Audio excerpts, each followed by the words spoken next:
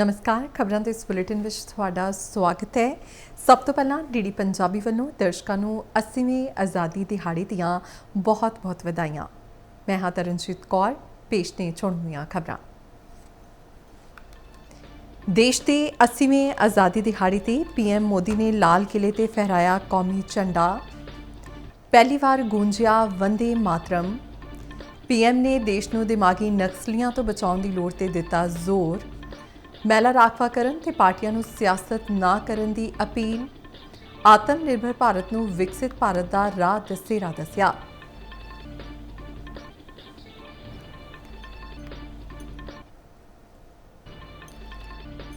पंजाब का सूबा पद्धरी समागम फिरोजपुर विच होया। सीएम भगवंत मान ने कौमी झंडा लहराया।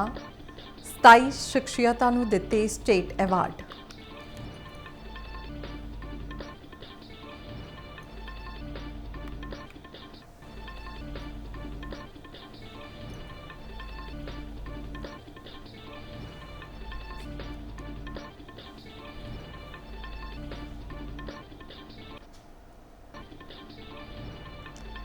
पंजाब विच वख-वख थाईं करवाए गए आज़ादी दिहाड़े मौके समागम।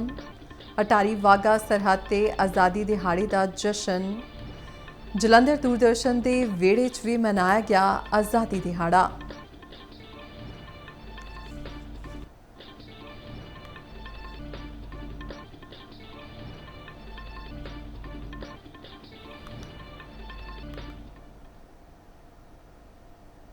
ते हुण खबरां विस्तार नाल।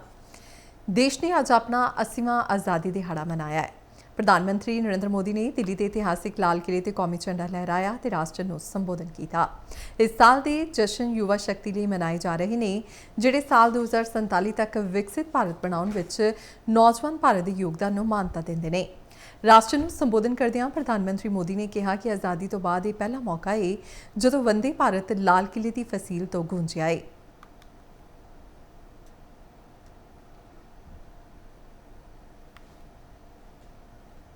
आज जो इस समारोह में उपस्थित है, उन सब के लिए आज एक ऐतिहासिक पल भी है।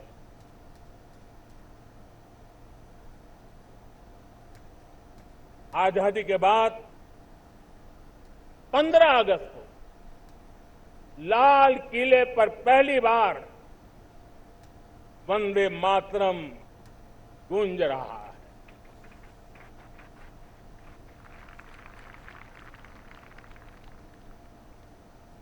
आज जब हम देश के लोग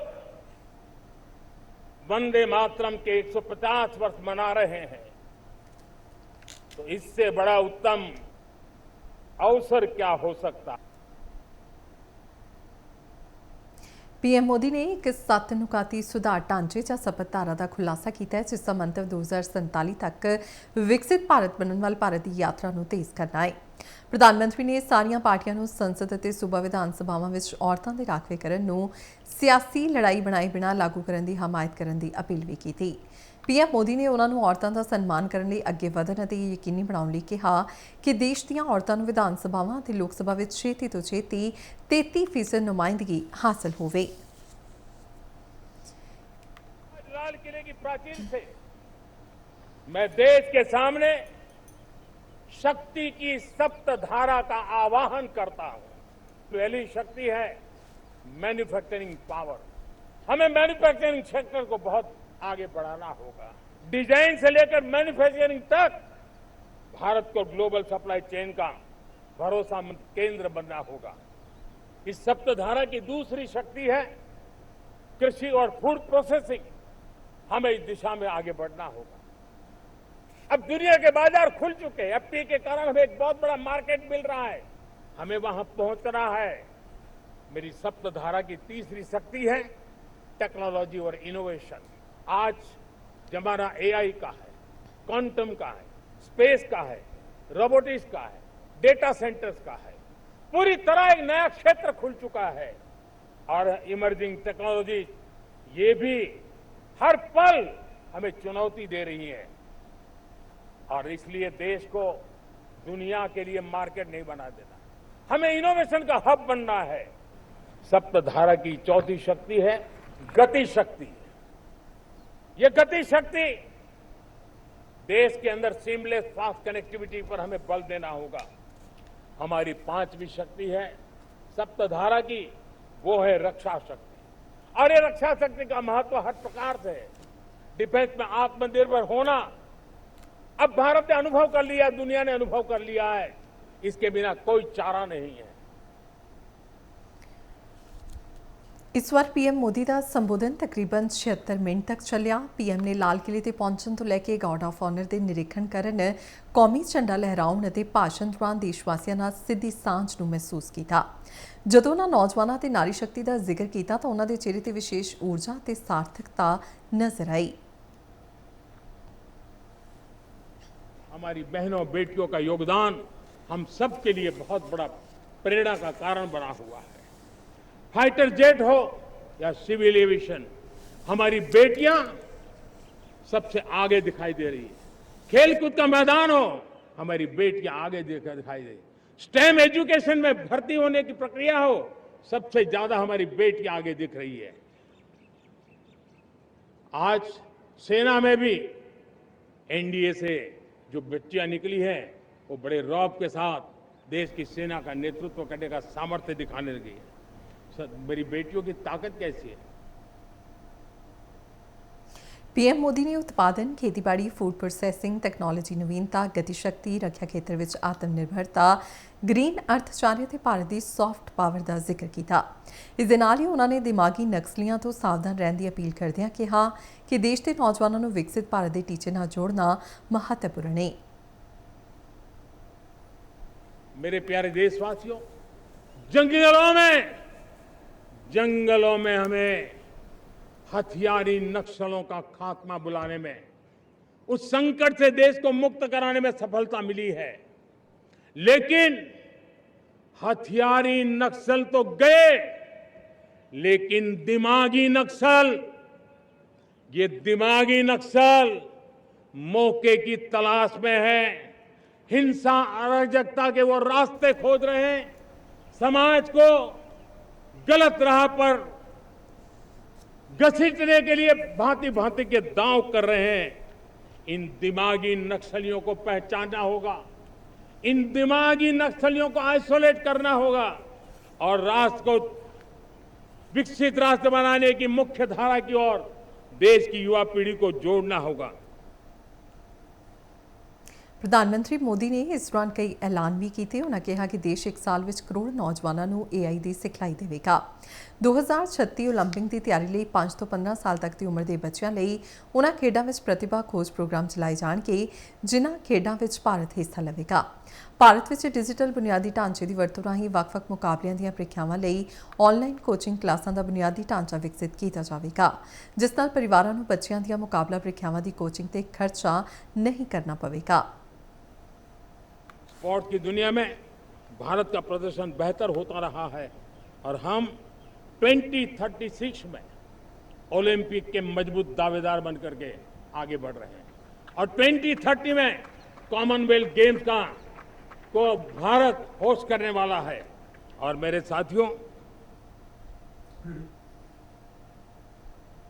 पीएम ने पश्चिम एशिया संकट दौरान भारत वालों किए गए उपरालियां सने मौजूदा समय में ਵੱਖ-ਵੱਖ देशों नाल किए गए मुक्त व्यापार समझौतियां, भारत दीयां छोटियां सनअतां नूं आलमी बाजार तक पहुंचाउण लई कीते समझौतियां दा लाभ उठाउण अते जनगणना लई नागरिकां नूं समां कड्ढण सने सारे सवालां लई तैयार रहण दी अपील भी कीती। अब देखिए कितना बड़ा अवसर आया है, लेकिन ये जो ट्रेड एग्रीमेंट हुए हैं, ये एक बहुत बड़ा अवसर है और इसलिए खास करके मैं मेरे MSMEs को कहना चाहूंगा कि हमें इस मौके को छोड़ना नहीं है। दुनिया में हमें पहुंचना है। भारत के उत्पाद की हर चीज विश्व के बाजार में पहुंचे और चाहे हमारा टेक्सटाइल हो, हमारी मशीनरी हो, हमने दवाइयां हो, हमने मौका छोड़ना नहीं है। लेकिन वैश्विक जो पैरामीटर्स हैं, उस पैरामीटर को हमें पार करना होगा।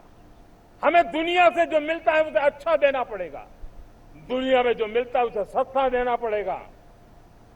और पंजाब के लुधियाना से लेकर के तमिलनाडु के तिरुपुर तक हमारा टेक्सटाइल सेक्टर दुनिया में पहुंच सकता है। आज़ादी दिहाड़े मौके सूबा पद्धरी समागम ਅੱਜ ਫਿਰੋਜ਼ਪੁਰ ਵਿੱਚ ਕਰਵਾਇਆ ਗਿਆ, ਜਿੱਥੇ ਮੁੱਖ ਮੰਤਰੀ ਭਗਵੰਤ ਸਿੰਘ ਮਾਨ ਨੇ ਤਿਰੰਗਾ ਲਹਿਰਾਇਆ ਅਤੇ ਮਾਰਚ ਪਾਸਟ ਤੋਂ ਸਲਾਮੀ ਲਈ। ਇਸ ਮੌਕੇ ਡੀਜੀਪੀ ਗੌਰਵ ਯਾਦਵ ਵੀ ਮੌਜੂਦ ਰਹੇ। ਇਸ ਮੌਕੇ ਪਰੇਡ ਕਮਾਂਡਰ ਧਰਿੰਦਰ ਵਰਮਾ ਦੀ ਅਗਵਾਈ ਵਾਲੇ ਮਾਰਚ ਪਾਸਟ ਤੋਂ ਮੁੱਖ ਮਹਿਮਾਨ ਨੇ ਸਲਾਮੀ ਲਈ। ਪਰੇਡ ਵਿੱਚ BSF, PAP, Punjab home guard, NCC ਅਤੇ ਸਕਾਊਟ ਐਂਡ ਗਾਈਡ ਦੀਆਂ ਟੁਕੜੀਆਂ ਸ਼ਾਮਲ ਹੋਈਆਂ। ਸਕੂਲਾਂ ਅਤੇ ਕਾਲਜਾਂ ਦੇ ਵਿਦਿਆਰਥੀਆਂ ਵੱਲੋਂ ਦੇਸ਼ ਭਗਤੀ ਭਰਪੂਰ ਪ੍ਰੋਗਰਾਮ ਵੀ ਪੇਸ਼ ਕੀਤੇ ਗਏ। ਵੱਖ-ਵੱਖ ਮਹਿਕਮਿਆਂ ਨੇ ਆਪਣੀਆਂ ਯੋਜਨਾਵਾਂ ਅਤੇ ਪ੍ਰੋਜੈਕਟਾਂ ਨੂੰ ਦਰਸਾਉਂਦੀਆਂ ਝਾਕੀਆਂ ਵੀ ਕੱਢੀਆਂ। ਇਸ ਤੋਂ ਪਹਿਲਾਂ ਮੁੱਖ ਮੰਤਰੀ ਭਗਵੰਤ ਮਾਨ ਹੁਸੈਨੀਵਾਲਾ ਗਏ, ਜਿੱਥੇ ਉਹਨਾਂ ਸ਼ਹੀਦ ਭਗਤ ਸਿੰਘ, ਸ਼ਹੀਦ ਰਾਜਗੁਰੂ ਅਤੇ ਸ਼ਹੀਦ ਸੁਖਦੇਵ ਸਿੰਘ ਨੂੰ ਸ਼ਰਧਾਂਜਲੀ ਭੇਂਟ ਕੀਤੀ।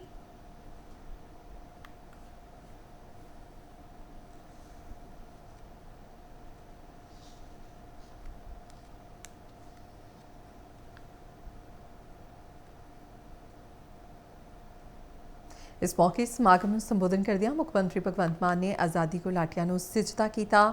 ਉਹਨਾਂ ਪੰਜਾਬ ਵਾਸੀਆਂ ਨੂੰ ਆਜ਼ਾਦੀ ਦਿਹਾੜੇ ਦੀਆਂ ਵਧਾਈਆਂ ਦਿੰਦਿਆਂ ਕਿਹਾ ਕਿ ਸਾਨੂੰ ਸ਼ਹੀਦਾਂ ਦੇ ਬਲੀਦਾਨ ਨੂੰ ਹਮੇਸ਼ਾ ਯਾਦ ਰੱਖਣਾ ਚਾਹੀਦਾ ਹੈ। ਉਹਨਾਂ ਕਿਹਾ ਕਿ ਸ਼ਹੀਦ ਯੋਧਿਆਂ ਦੀਆਂ ਕੁਰਬਾਨੀਆਂ ਨੂੰ ਹਮੇਸ਼ਾ ਯਾਦ ਰੱਖਿਆ ਜਾਵੇਗਾ। ਮੁੱਖ ਮੰਤਰੀ ਨੇ ਕਿਹਾ ਕਿ ਆਜ਼ਾਦੀ ਦੇ ਘੋਲ ਵਿੱਚ ਪੰਜਾਬੀਆਂ ਦਾ ਸਭ ਤੋਂ ਵੱਡਾ ਯੋਗਦਾਨ ਰਿਹਾ ਹੈ। ਇਸ ਗੱਲ ਦਾ ਫਖਰ ਹੈ ਕਿ ਦੇਸ਼ ਨੂੰ ਆਜ਼ਾਦ ਕਰਾਉਣ ਦੇ ਵਿੱਚ ਸਭ ਤੋਂ ਵੱਡਾ ਯੋਗਦਾਨ ਪੰਜਾਬੀਆਂ ਦਾ। ਪੰਜਾਬੀਆਂ ਨੂੰ ਜ਼ਬਰ ਤੇ ਜ਼ੁਲਮ ਦੇ ਖਿਲਾਫ ਡਟਣ ਦੀ ਪ੍ਰੇਰਨਾ ਸ੍ਰੀ ਗੁਰੂ ਅਰਜਨ ਦੇਵ ਜੀ, ਸ੍ਰੀ ਗੁਰੂ ਤੇਗ ਬਹਾਦਰ ਜੀ, ਸ੍ਰੀ ਗੁਰੂ ਗੋਬਿੰਦ ਸਿੰਘ ਜੀ ਪਾਸੋਂ ਗੁਰਤੀ 'ਚ ਮਿਲੀ ਹੈ। ਆਜ਼ਾਦੀ ਲਈ ਕੁਰਬਾਨ ਹੋਣ ਵਾਲਿਆਂ ਵਿੱਚ ਪੰਜਾਬੀ ਸੂਰਬੀਰ ਹਮੇਸ਼ਾ ਮੋਹਰੀ ਰਹੇ ਨੇ, ਅੱਵਲ ਰਹੇ ਨੇ। ਕੂਕਾ ਲਹਿਰ, ਪਗੜੀ ਸੰਭਾਲ ਜੱਟਾ, ਗਦਰ ਲਹਿਰ, ਬੱਬਰ ਅਕਾਲੀ ਲਹਿਰ ਤੇ ਹੋਰ ਲਹਿਰਾਂ ਵਿੱਚ ਪੰਜਾਬੀਆਂ ਦਾ ਯੋਗਦਾਨ 100% ਰਿਹਾ। 100%। ਜਲਿਆਂਵਾਲੇ ਬਾਗ ਦੇ ਸਾਕੇ ਵਿੱਚ ਪੰਜਾਬੀਆਂ ਦੀਆਂ ਸ਼ਹਾਦਤਾਂ ਨੇ ਦੇਸ਼ ਨੂੰ ਬਰਤਾਨਵੀ ਹਕੂਮਤ ਦੇ ਵਿਰੁੱਧ ਇਕਜੁੱਟ ਕਰ ਦਿੱਤਾ ਸੀ। ਆਜ਼ਾਦੀ ਦੀ ਲੜਾਈ ਵਿੱਚ ਸ਼ਹੀਦ ਆਜ਼ਮ ਸਰਦਾਰ ਭਗਤ ਸਿੰਘ, ਸ਼ਹੀਦ ਊਧਮ ਸਿੰਘ, ਕਰਤਾਰ ਸਿੰਘ ਸਰਾਭਾ, ਲਾਲਾ ਲਾਜਪਤ ਰਾਏ, ਦੀਵਾਨ ਸਿੰਘ ਕਾਲੇ ਪਾਣੀ, ਬਾਬਾ ਰਾਮ ਸਿੰਘ, ਮਦਨ ਲਾਲ ਢੀਂਗਰਾ ਸਮੇਤ ਹਜ਼ਾਰਾਂ ਹੀ ਪੰਜਾਬੀਆਂ ਨੇ ਕੁਰਬਾਨੀਆਂ ਦਿੱਤੀਆਂ ਨੇ। ਇਸ ਮੌਕੇ ਪੰਜਾਬ ਸਰਕਾਰ ਵੱਲੋਂ ਵੱਖ-ਵੱਖ ਖੇਤਰਾਂ ਵਿੱਚ ਵਿਲੱਖਣ ਯੋਗਦਾਨ ਪਾਉਣ ਵਾਲੀਆਂ 27 ਸ਼ਖਸੀਅਤਾਂ ਨੂੰ ਸਟੇਟ ਅਵਾਰਡ ਨਾਲ ਸਨਮਾਨਿਤ ਕੀਤਾ ਗਿਆ। ਬਹਾਦਰੀ ਦੇ ਖੇਤਰ ਵਿੱਚ ਬਠਿੰਡਾ ਦੇ ਪਿੰਡ ਬਾਗਾ ਦੇ ਜਗਦੇਵ ਸਿੰਘ ਨੂੰ ਸਨਮਾਨਿਤ ਕੀਤਾ ਗਿਆ। ਕਿੱਤਾ ਮਾਹਿਰ ਸ਼੍ਰੇਣੀ ਵਿੱਚ ਜ਼ੀਰਕਪੁਰ ਦੇ ਸਿਵਰਮੈਨ ਅਸ਼ੋਕ ਕੁਮਾਰ, ਅੰਮ੍ਰਿਤਸਰ ਨਿਗਮ ਦੀ ਸਫਾਈ ਸੇਵਕਾ ਕਾਂਤਾ, ਲੁਧਿਆਣਾ ਦੇ ਕਮਲਜੀਤ ਸਿੰਘ ਅਤੇ ਅੰਮ੍ਰਿਤਸਰ ਦੇ ਡਾਕਟਰ ਪਰਮਿੰਦਰ ਸਿੰਘ ਨੂੰ ਪੁਰਸਕਾਰ ਦਿੱਤਾ ਗਿਆ। ਸਮਾਜ ਸੇਵਾ ਦੇ ਖੇਤਰ ਵਿੱਚ 12 ਸ਼ਖਸੀਅਤਾਂ ਤੇ ਸੰਸਥਾਵਾਂ ਨੂੰ ਸਨਮਾਨਿਤ ਕੀਤਾ ਗਿਆ। ਸਨਮਾਨਿਤ ਸ਼ਖਸੀਅਤਾਂ ਨੂੰ ਮੈਡਲ, ਸ਼ਾਲ ਅਤੇ ਪ੍ਰਮਾਣ ਪੱਤਰ ਦਿੱਤੇ ਗਏ।